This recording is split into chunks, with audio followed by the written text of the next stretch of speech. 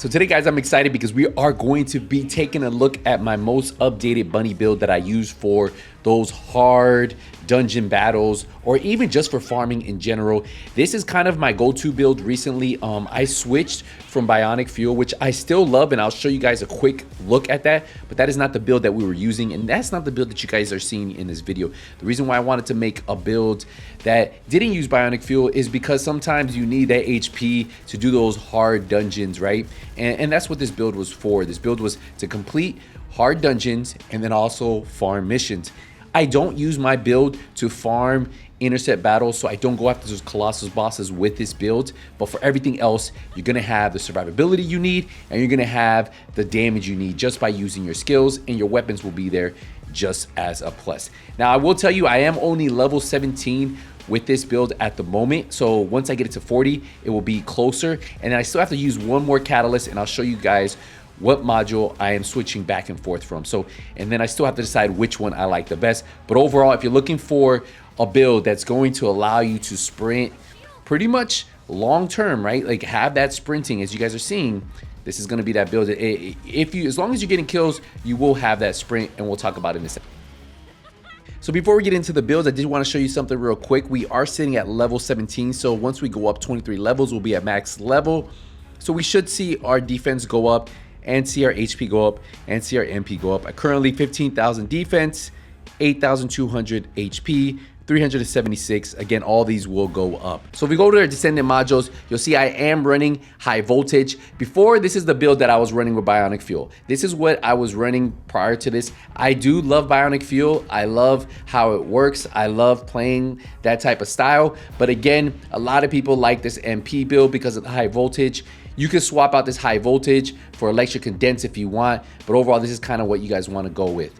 Now we have maximum conservation for skill cost and skill power modifier. We have MP collector. When defeating an enemy, instantly recovers 12% of max MP at 17% chance. We have focus on electric for electric skill power, skill cooldown.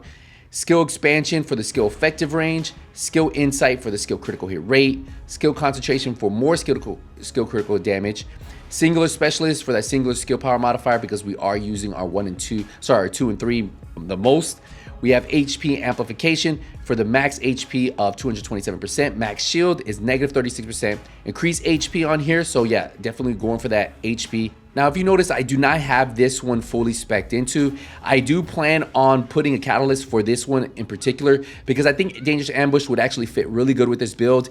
And when we do max this one out, you can get additional 24, almost 25% to enemies that aren't targeting you. That happens a ton, right? Because a lot of times your electricity actually goes through the walls or goes around, hits enemies before they get you. And that's a ton of skill power that you guys can get there. So that's actually a really good one. I've seen some other people run like Decimator, which is actually not bad at all, but you guys can decide what you want here. Now, if you don't want to run something that gives you more damage, but maybe give you a little bit more survivability, well, then you can actually use this module.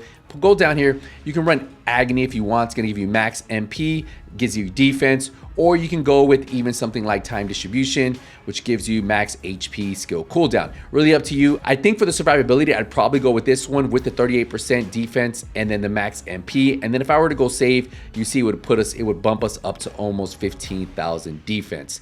So not bad at all. Really depends on your playstyle, how you guys want to run it. But you remember, you guys can swap that out. I do plan on running another catalyst, and I'm only 17, so my defense will go up a little bit.